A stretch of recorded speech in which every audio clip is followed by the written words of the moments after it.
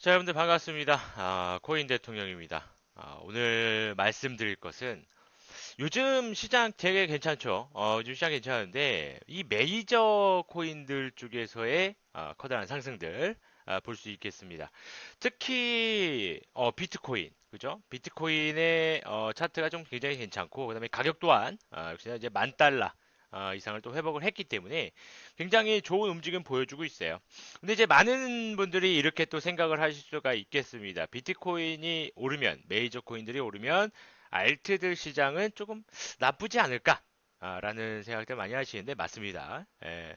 비트코인이 올라가면 올라갈수록 그리고 비트코인의 점유율이 올라가면 올라갈수록 알트코인의 하락을 불러오는 건 맞는 얘기죠. 충분히 맞는 얘기고. 자, 그 이유 중에 하나라고 한다면은 외국 시장에 큰 의미를 둘 수 있겠습니다. 우리 같은 경우에서는 그냥 뭐 세종대왕님과 신사임당님으로 이렇게 또 매수를 하고 현금으로 매수를 하죠. 다른 알트코인들도 똑같이.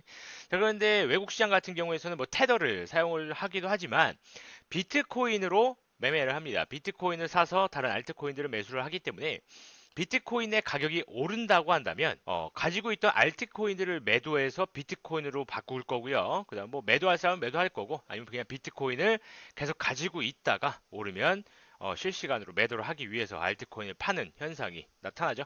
자, 그렇다 보니까 메이저들이 올라가면은 알트가 내려간다는 말은 어느 정도 맞는 말입니다. 자, 그런데 뭐 비트코인도 잘 올라왔어요. 비트코인은 뭐 1200만 원 올라오고 지금 뭐 이더리움 역시나 많은 상승을 보여주고 있죠.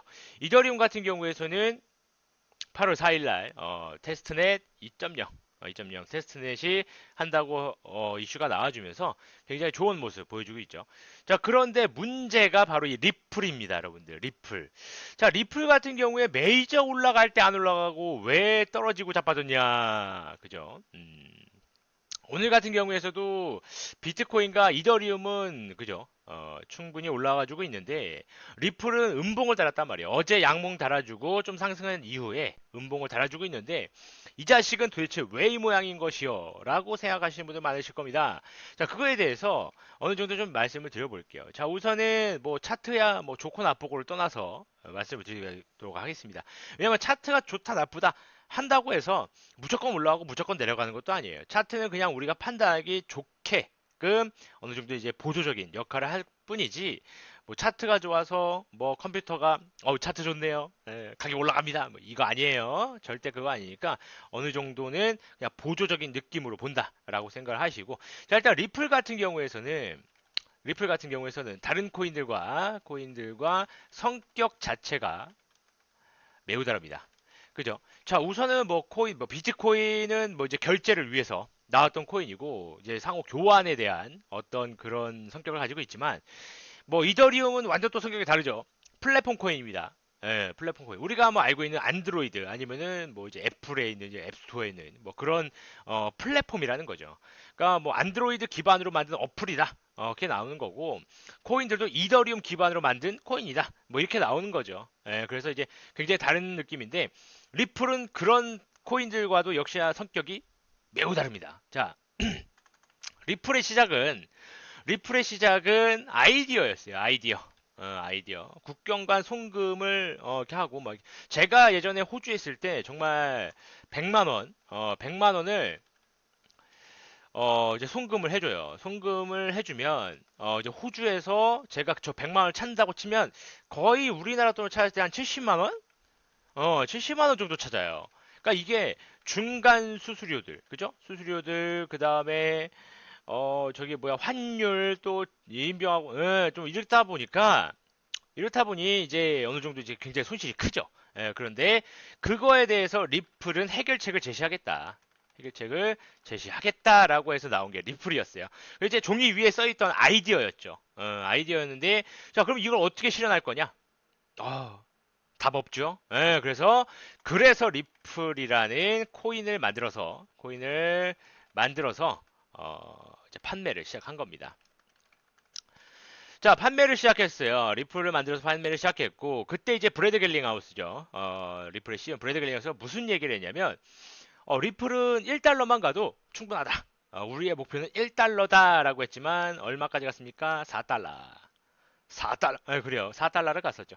자, 그러다 보니까 굉장히 많은 돈을 모았을 거고, 지금 뭐 200원 내려가고, 뭐 지금 뭐 50센트도 안 되는, 그죠?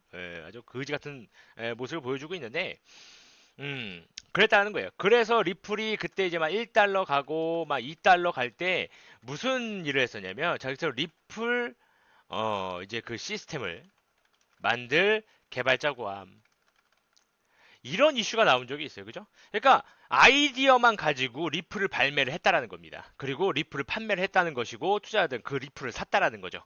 그죠? 그 아이디어만 가지고 종이 위에 써 있는 아이디어만 가지고 자 그러다 보니 지금 현재 같은 경우에는 리플은 거의 주식과 비슷해요. 다른 코인들은 주식과 전혀 정반대의 성격을 가지고 있습니다. 왜 그래요?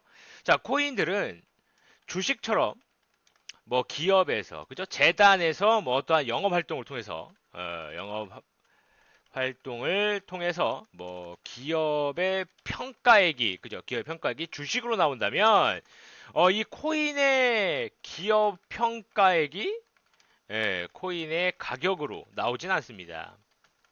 그죠? 나오잖아. 요즘 같은 경우에는 그냥 차트 만들어주고 그냥 올리고 아니면은 그냥 어느 정도 이슈 만들어줘서 올리고 에어드랍 한다고 올리고 뭐 등등 뭐 메인넷 한다고 올리고 뭐 이런 정도기 때문에 그렇게 볼 수는 없거든요. 주식과 비슷하게. 근데 리플은 주식과 매우 흡사해요. 그죠? 자, 리플 자체는 리플 시스템과 전혀 관계가 없습니다. 약 한 95% 없어요. 없어요. 그죠? 근데 5%는 뭐냐? 5%는 리플을 송금하면 어떻게 됩니까? 수수료 싸고, 그죠? 빠르죠? 그래서 5% 정도 리플렛, 그죠? 리플렛과 굉장히 유사한 움직임을 보여주는데, 완전 리플 코인 자체는 전혀 리플 시스템과는 관계가 없습니다.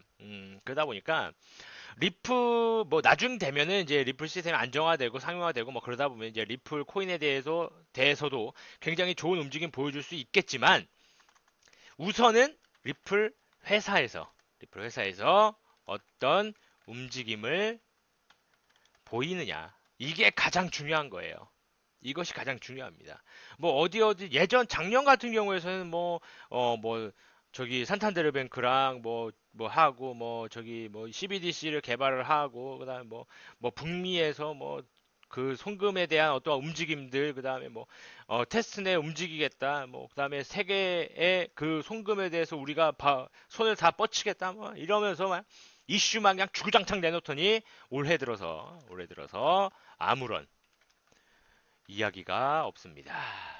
잠적했나? 아니 뭐 불의의 사고로 죽었나요? 알 수는 없지만 전혀 알 수는 없지만 아무튼 아무런 이유가 보이지 않아요. 자 그렇다 보니까 리플에 대한 기대감이나 아니면 뭐라고 할까 성장성에 대한 기대감 이런 것들이 전혀 없다라는 거예요. 그죠? 전혀 없다라는 거예요. 그래서 리플 자체가 오르기 위해서는 뭐 메이저 코인들 뛰고 알트코인이 뛰고 뭐 이런 게 아니라 리플 그러니까 이 브래드 갤링하우스 CEO죠. 브래드 갤링하우스 우리 빵형이라고 하죠. 빵형. 브래드라고 해서 그렇다는데 빵형. 자, 빵형이 브래드 갤링하우스가 어떠한 이슈를 내줘야 합니다. 그죠? 요 최근에 이재용 부회장도 나와가지고 기자회견에서 세습에 대한 것만 하지 않고 법 안에서 어쩌고 저쩌고 하면서 실망시키지 않겠습니다. 머리 숙여 사과. 그 정도 제스처는 있어야 되지 않나 라는 생각이에요. 그 정도는 되어줘야 리플 투자들이 그래 드디어 빵형이 정신 차렸구나. 드디어 이제 리플 시스템을 전 세계에 손을 뻗치기 위해서 노력하는구나 라는 뭔가 액션을 좀 취해줘야 되지 않나. 그 전까지는 리플은 좀 상상하기 힘듭니다. 작년에는 괜찮았어요. 계속해서 이런 이슈도 나와주고 리플로 뭐 하겠다, 리플 어디 뭐 붙였다 등등등. 이런 이슈도 있었어가지고 괜찮았었는데 지금 같은 경우에서는 곧다우 이슈가 없기 때문에 메이저가 올라간다고 하더라도 오르지 못하는 비운의 코인이 되어버리죠. 그래서 뭐 리플에 대한 그 악담을 하려는 게 아니라 리플 그래도 이슈만 나와준다면 우리 빵형이 정신만 차려준다면 충분히 상승 가능하다라고 말씀드리기 위해서 한 겁니다. 자, 그래요. 오늘 제가 말씀드리려는 건 여기까지고, 밑에 하단에 보시면은 카카오톡 링크가 있습니다. 카카오톡 링크를 통해서 들어오시면, 이런저런 이슈들, 뭐, 이더리움도 저희가 뭐 해가지고 지금 70% 이상 수익 보신 분도 계시고, 평균 40% 정도의 수익을 봤어요. 이슈가 있었기 때문에, 그죠? 이런 이슈들에 대한 어떠한 그 좀 실시간적으로 받고 싶으신 분들이나, 아니면 제가 또 이제, 실시간, 무료 온라인 공개 방송을 진행합니다. 그런 것들 좀 보시고 싶으시다면 하단에 카카오톡 링크를 통해서 들어오시면 되겠다. 라고 말씀을 드리도록 할게요. 자, 오늘 준비한 내용은 여기까지고요. 저는 다음 시간에 다시 찾아뵙도록 하겠습니다. 감사합니다.